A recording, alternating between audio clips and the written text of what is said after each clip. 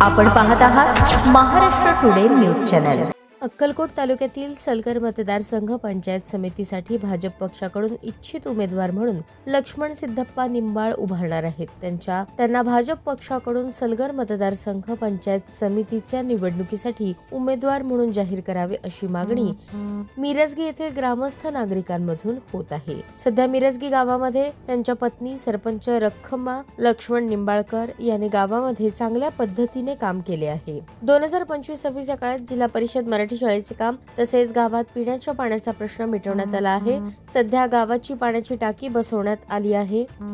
गावामध्ये सिमेंटचे रस्ते, गटारीचे पाईपलाईन आणि अशी अनेक कामे त्यांनी केली आहेत। काशीनाथ निंबाळकर त्यांचा मुलगा असून भाजप पक्षामध्ये विश्वासू कार्यकर्ता आहे। 1995 पासून जुना कार्यकर्ता असून सतत पक्षासाठी धडपड करत असतात। पंचायत समितीसाठी त्यांचे वडील लक्ष्मण सिद्धप्पा निंबाळकर हे भाजप पक्षाकडून इच्छित उमेदवार म्हणून निवडणुकीसाठी थांबणार आहेत। त्यांना भाजपकडून तिकीट मिळावे अशी मागणी मिरजगी गावातील ग्रामस्थ नागरिकांनी केली आहे।